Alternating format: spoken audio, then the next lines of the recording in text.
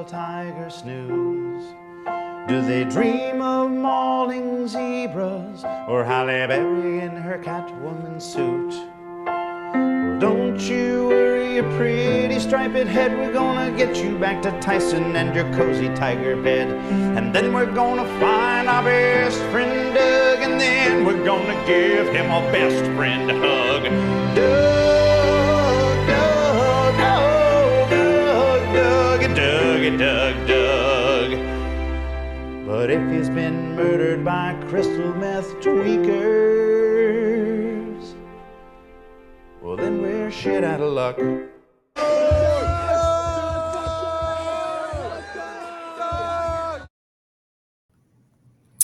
What's up, everybody? This is Cam Hand, the Fantasy Man, coming at you with I'll say a surprise video. I normally do, or every year I normally do a mid-season review. Normally it's later. Normally it's not in the mid-season. Normally it's towards the end. Last year was, I think, like when we had 4 weeks left. Technically, next week will be halfway through the season. A little bit after next week we'll be halfway through the season, but I had some extra time here at work, so I figured I would put together the mid-season review. So let's get to it. I hope you guys like that intro. Just a little background on that intro. I was watching The Hangover the other day, and I was like, you know what? I need to turn this into an intro. Doug, Doug, Doug, Doug, Doug, Doug. So that's what I did. And then this was the perfect time to be able to use that intro. So let's get into it. This is, has been referred to before as mid-year awards. This could be, also thought of as a little bit of an award ceremony, but I chose to go with review this year. But I think it's just important that we go through what has happened so far in the year and look back at the foolish and good decisions that some people have made throughout the season. So we got best draft pick here. It's a staple of my mid-season review.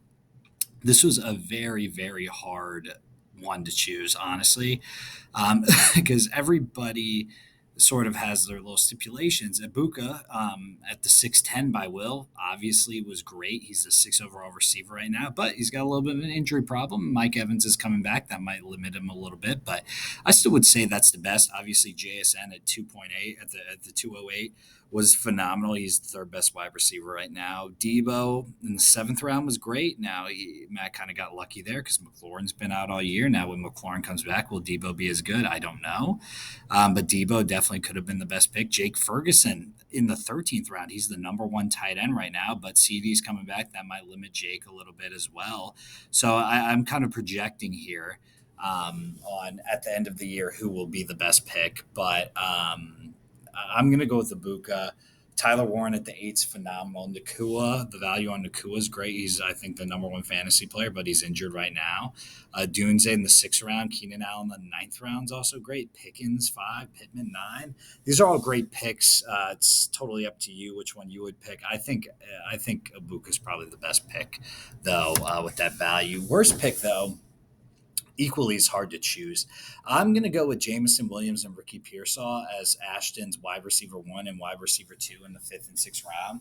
I tried to avoid, obviously Malik Neighbors got injured, right? I try to avoid injury stuff. I know Ricky Pearsall's been on and off the injury report, but I just think when I look at why Ashton's team's so bad, I really look at those 2 picks. I look at the fact that he punted on wide receiver and then got Jameson Williams and Ricky Pearsall as his wide receiver 1 and 2 in the 5th and 6th. And I think that's pretty much the core reason his team's so bad. So I think that is, as a combo, those are the worst picks. Now, Preston with Chase Brown at the 301's terrible. 212 for Lamar Jackson has been really bad for Preston. Now Lamar Jackson's injured.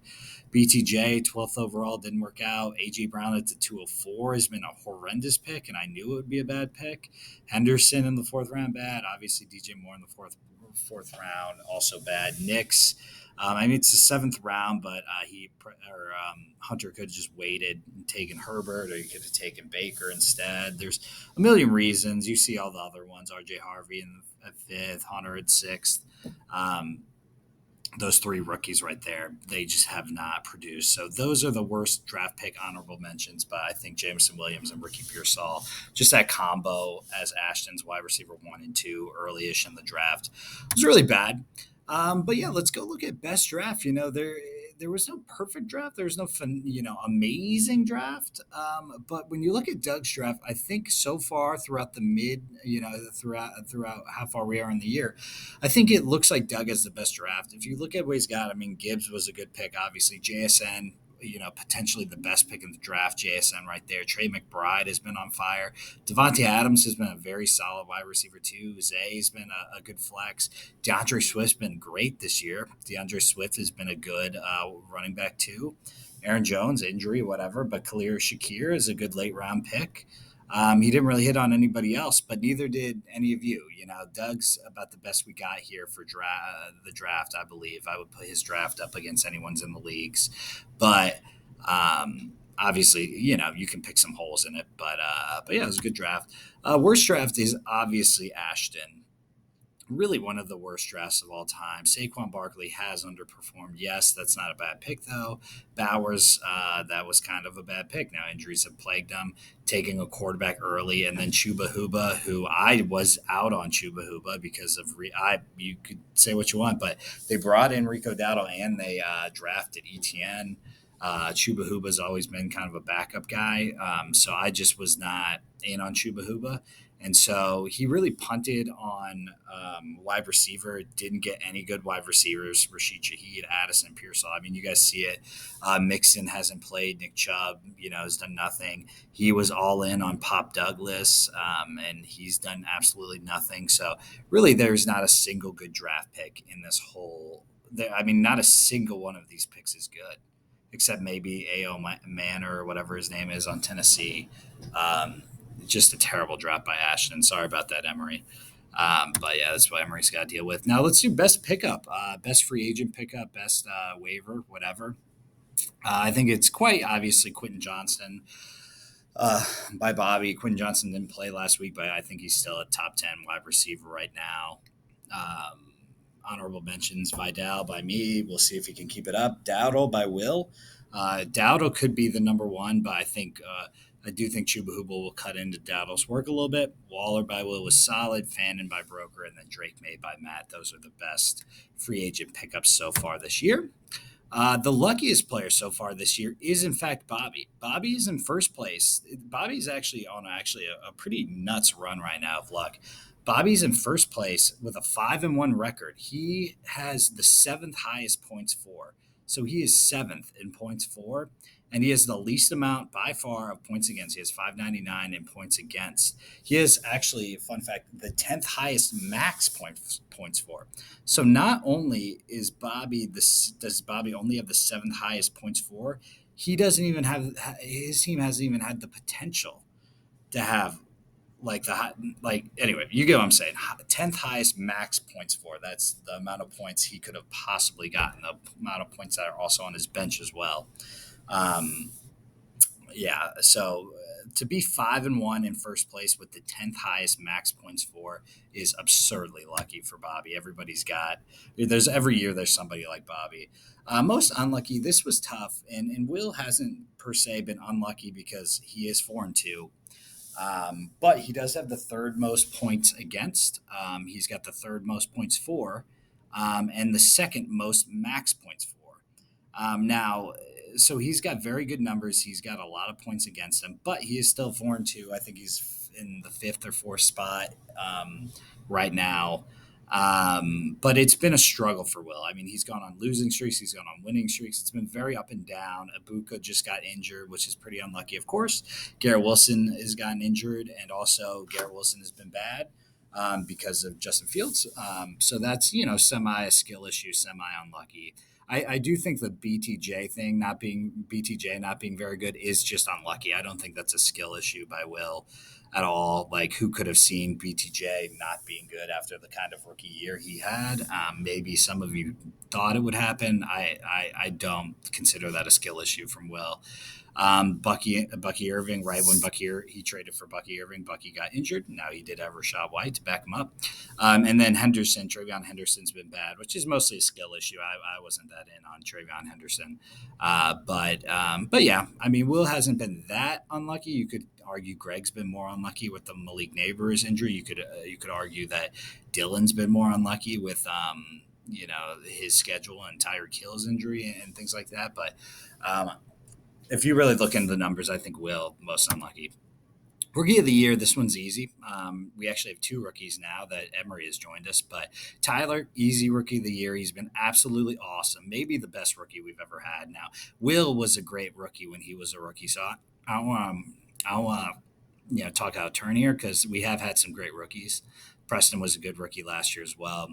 But even if Tyler's team ends up being just okay, which is very typical of rookies, his participation has been great. His excitement for fantasy football has been great. I've talked plenty of fantasy football with Tyler. He's called me about trades. He's made a big boy trade, and he's just learning quickly. I just think it's been a great season for Tyler. I think he's enjoying it, and I've been really impressed with his amount of effort and just how he's grinding. I'm just really impressed. So, rookie of the year for Tyler, one of the best. Now we're going to go to least involved. Last year, the reigning champion for this is Sam, of course.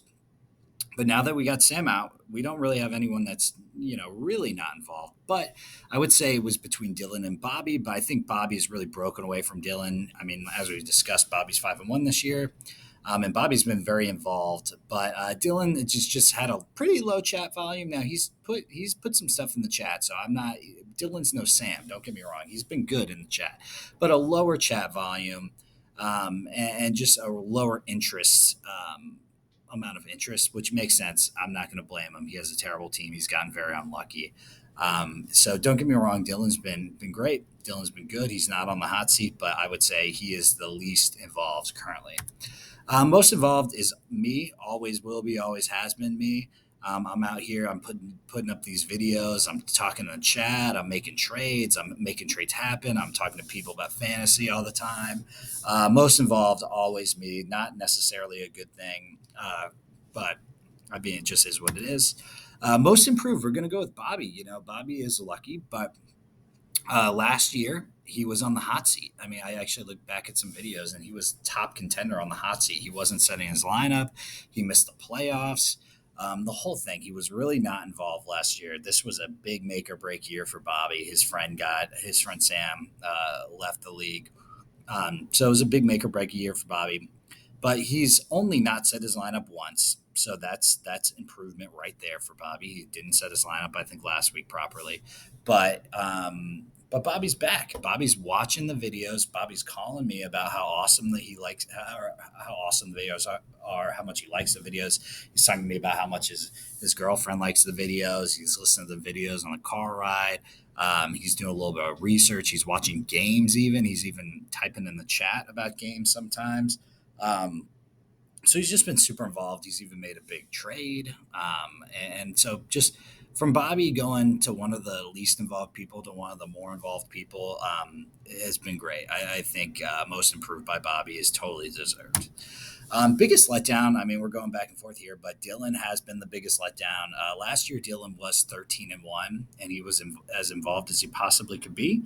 But this year, he's in last place, and he's not very involved. I mean, he's pretty involved, not super involved, which, again, totally understand, Dylan. I'm not coming at you. But biggest letdown off that 13-1 season, definitely Dylan, no questions asked. And now this one's going to be pretty controversial. I have to give an MVP this year, and I'm going to give it to Matt. And that's because it's a mixture of how your team's performing and then also what you're bringing to the table, to the league, what kind of energy you're bringing to the league. And Matt has, like it or not, brought some real conversation to the league. He's really shaken it up a little bit. His team's good. Like, I was looking at the standings. I'm like, well, Bobby's not MVP. I can't get Bobby MVP. Will's not MVP. Doug's not MVP. And like, I could give myself MVP, but that's lame. And then I look at Matt and I'm like, hey, you know what? Matt's been very active in the chat. He's done a lot of good stuff. He's done a lot of bad stuff. He's talking trade. He's all over the place. And I think we could all agree Matt's made this league a little more fun this year. So I wanted to give it to Matt, and his team's very good. He's made some good draft picks. Like I brought up, Debo was great. I hated on it. Debo was great. He made that trade with Ash. And yeah, he's got a pretty good team, and he's brought a lot to the table this year. So I just want to give that MVP to Matt. He also got first in punt pass kick, so that's got to be taken into account. And I also wrote it right there. He also got Ashton to quit.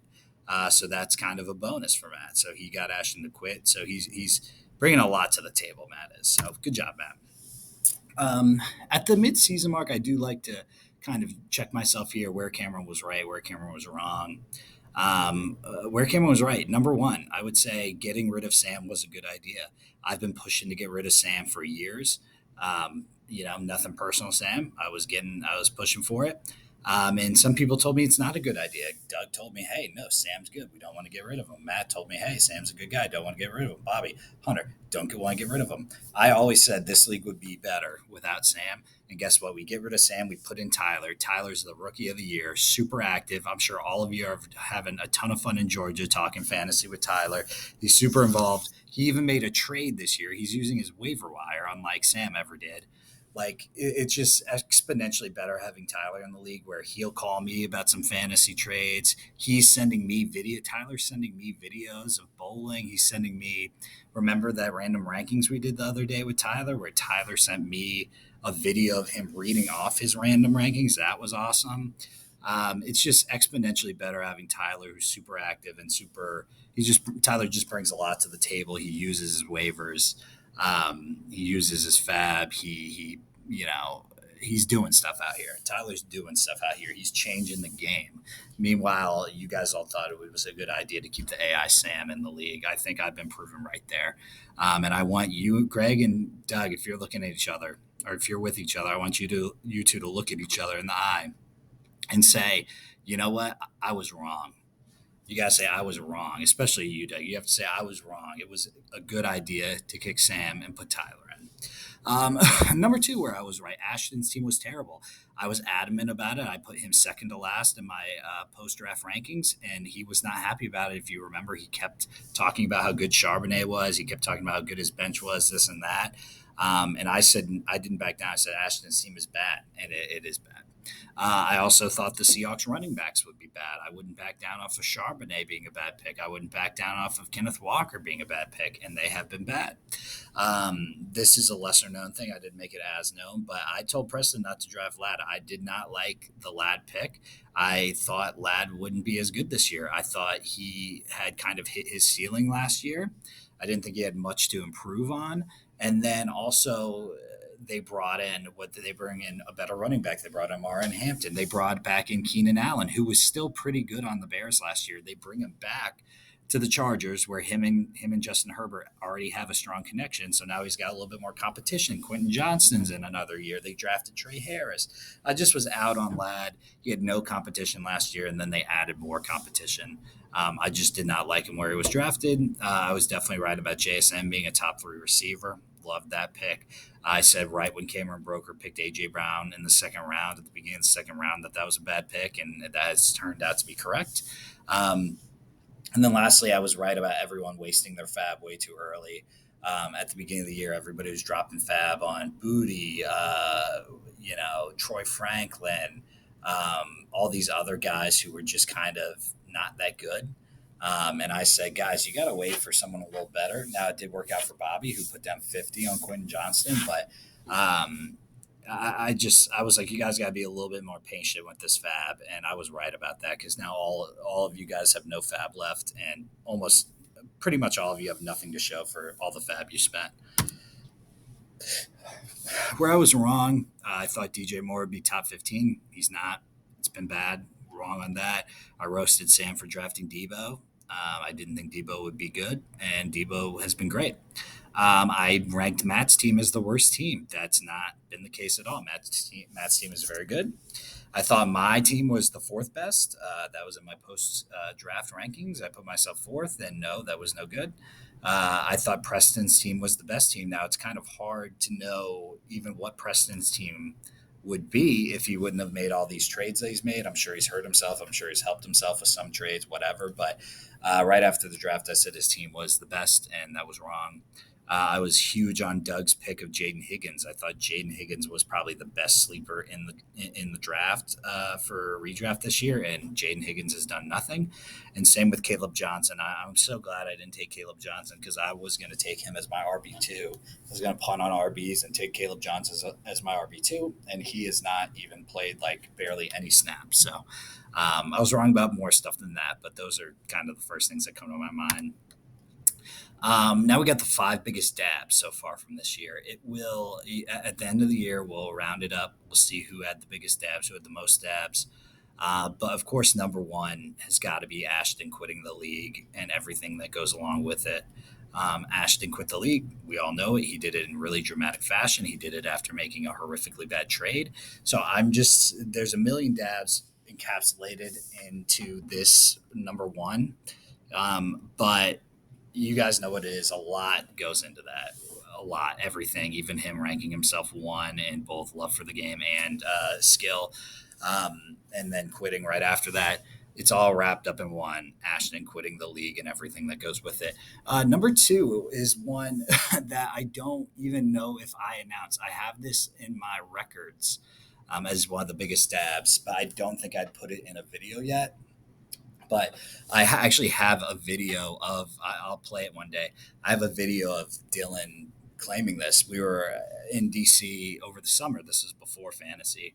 Um, and I said something about, oh yeah, like, man, we gotta go see the White House or something. And Dylan said, well, isn't that it right there? And he points to the Capitol building. We can see the Capitol building in the distance. And I'm like, no, dude, that's the Capitol building. And he's like, no, it's not. That's the White House. And I'm like, dude, that is the United States Capitol building. The White House is like 1/100th of the size of the Capitol building. And Dylan just refuses to back down. He says, dude, no, it's not. That is the White House. And Dylan's not joking. And so then I whipped out my phone. I started recording. I said, Dylan, you think that building with the dome is the White House? And he said, oh, yeah, it is. Like, what are you talking about? Anyway, so it was huge, huge dabs, guys. I will show the video, but I mean, it was hardly an advertisement for Georgia public schools because Dylan didn't know the difference between the Capitol building and the White House. It was crazy. Bobby for taking forever to pay his league fees. Bobby, I don't think is still yet to pay his dynasty fees, but why Bobby takes so long to pay his league fees, the world may never know. Will for turning down a free jersey from his favorite team, like I told you guys weeks ago. I was like, hey, Will, do you want this Josh Allen jersey I have? And Will was like, no, like Josh Allen's not really my guy. That's what he said. And I said, I thought the Bills were your favorite team. He's like, yeah, but I'm good. And I was like, that's crazy, dude. Like if anyone offered me any type of jersey, I would accept it, let alone from my favorite team. And then Greg for dropping 100 fab on Booty week one is just a legendary dab moment that I called right then and there. I was like, man, all your fab on week one on Kayshawn Booty, that does not seem like a good idea to me, Greg. Um, Now, of course, Hunter dropped 90 fab on Troy Franklin like the next week, and that's almost as bad, but, you know, 10 fab difference. So that's the biggest dabs. Now, the biggest dubs. Number one is definitely Doug for blocking Tyler's penalty kick for the win. That's definitely the biggest dub. No questions asked. Doug for the win. Tyler versus Doug. Tyler's got the whole goal open to score. Doug's just one measly guy in front of a giant goal, and Tyler can't get it past him, and they lose that. I mean, major dub for Doug. Um, and then Sydney for asking I mean, Doug, close your ears, but Sydney for asking what I do for work and also getting into PA school, I would say is the number two biggest dub. Again, Sydney asked me what I do for work. Super nice thing to ask. And then also she got into PA school, which I was told is a big deal. I don't really know what PA school is, but sounds great. And then, you know what? And I'm sorry. I feel bad if Hunter's girlfriend Haley is listening to this. You know what? She got dubs last year for getting into physical. Maybe it was PA school. I don't know. She got dubbed, I don't know. I gave her props last year for something similar to this. So um, just know I'm not forgetting about you there. Hunter for saying I won't trade with anyone in the same room as Doug. That was hilarious. I stand by that. That was just really funny. we were talking. I was like, hey, why don't you go try to trade with Greg? And Hunter was like, I won't trade with anyone in the same room as Doug. And I was like, dude, that's so true. If Doug's around, you do not want to be talking trade. That's for sure. Dylan for coming to DC and winning money and the favor with the ladies. I was looking back at all the dubs, and that week when Dylan came to DC, this was a different week from when he thought the Capitol building was the White House. This was after that. Dylan came to DC. We went to the casino. He wanted some money. And ladies were buying him drinks left and right, and we just had a great time in DC. And it's really something that a lot of you won't do. Hunter has done it, but Doug, Greg, Tyler, a lot of my other friends, they won't come here. They won't come to see their good friend Cameron and have a good time. So you have to give dubs to Dylan for coming, and then also just popping off with the money and the ladies. So that was really cool. And then also Leah, again, Preston's wife, for coming up with the dub segment. I was actually talking to Will recently, and Will told me, he said, dude, dub segment is awesome. Will was like, I just love the dub segment. That's Will's favorite segment right now. And I was like, you know what? It was all because of Leah, because she accidentally called dabs dubs. And that spurred the moment where I was like, I'm going to make a dub segment. So pretty cool. All right, let's close out here. Random rankings. We got a three, I believe. I went through everybody's fab use. This is a good kind of category for just checking where everyone's at mid-season. And let's see how everyone's used their fab. Bobby Johnston, he put 50 on Johnston. That was a best pickup of the year, as I said. And then 42 on Gainwell. And Gainwell, he got a few good games out of. And Gainwell is actually one of the best handcuffs in the league now. So Bobby used his phenomenally. Me putting 50 on Vidal. I still believe in Justin Hill. I think Justice Hill is going to be good.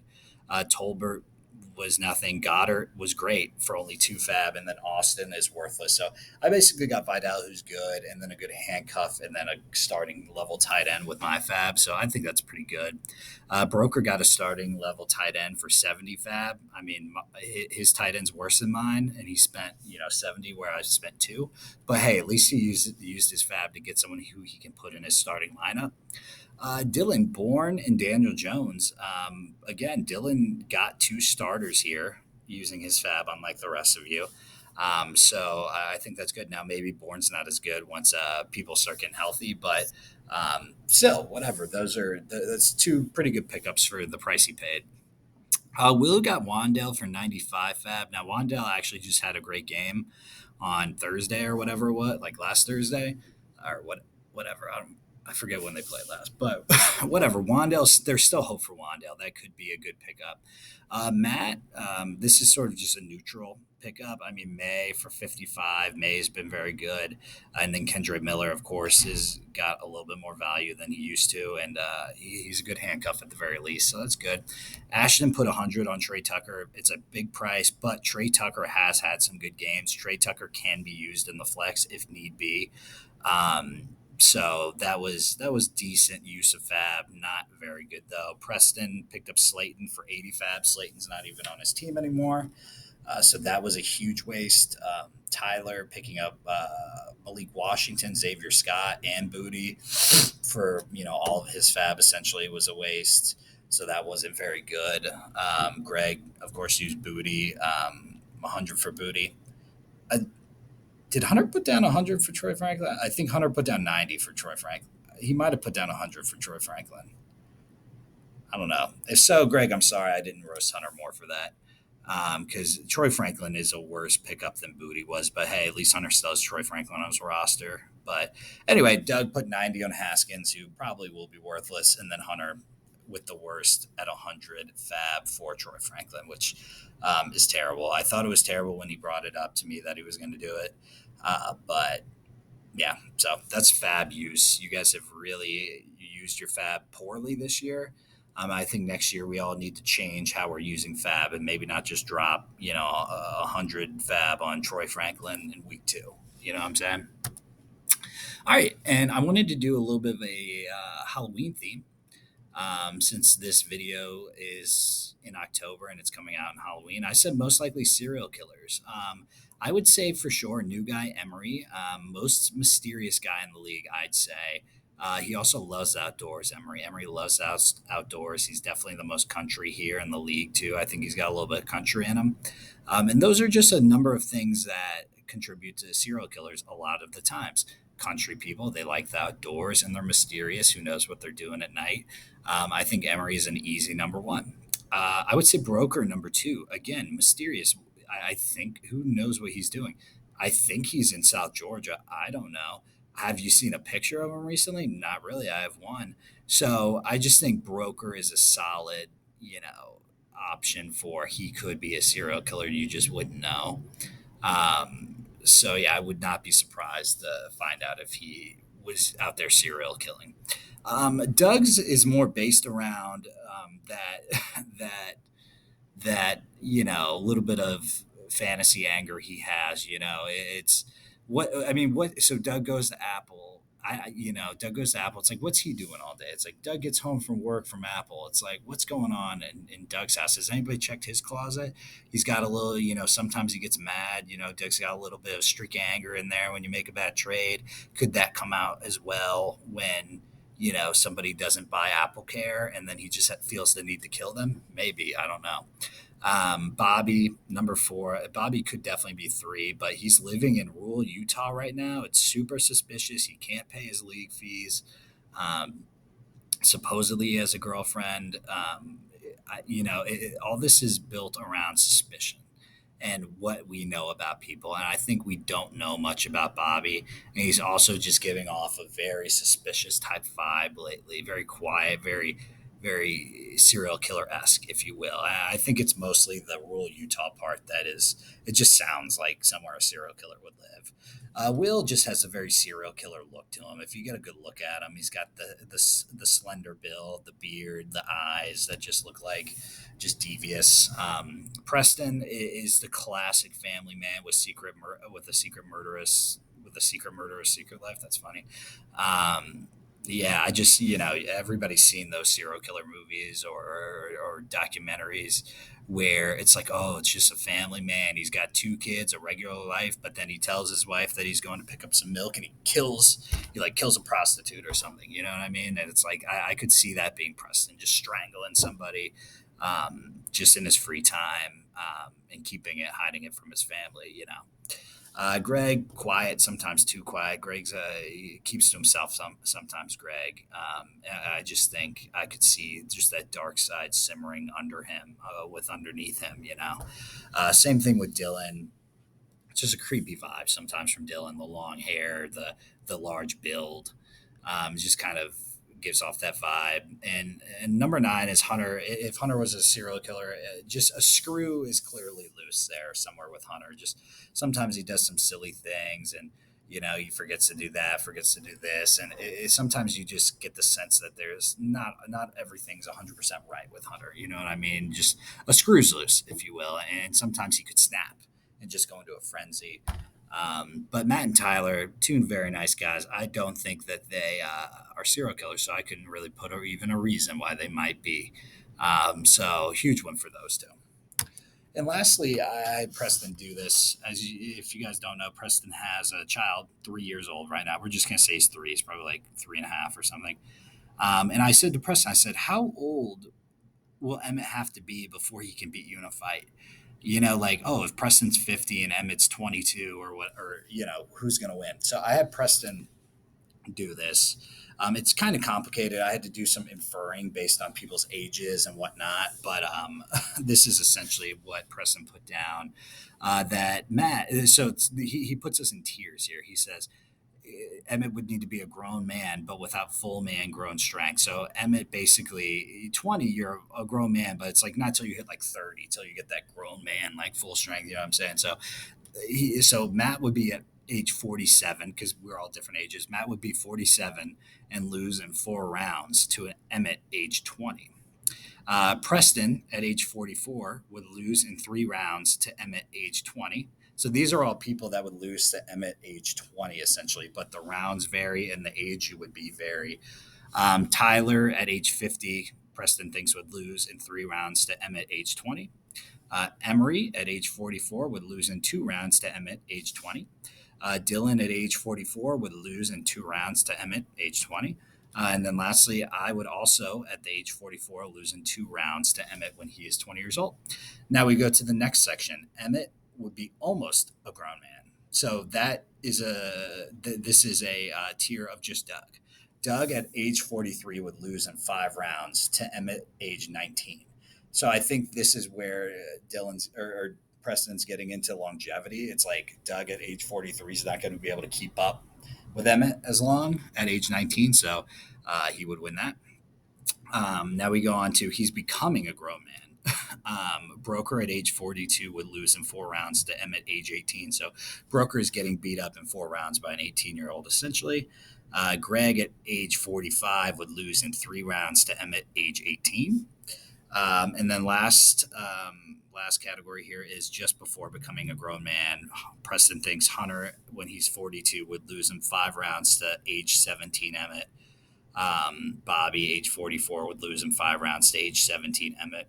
And then Will, at age 39, would lose in 4 rounds to age 17 Emmett.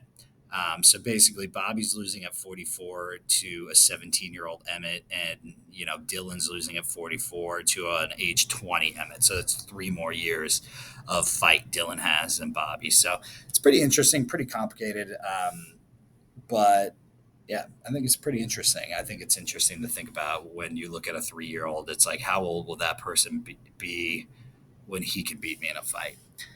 And I think Preston nailed it here. I really do. So, all right. Well, I gotta get going, but look forward to playing this week with you guys, and hope you like the intro as one of my favorite intros. And I'll see you guys.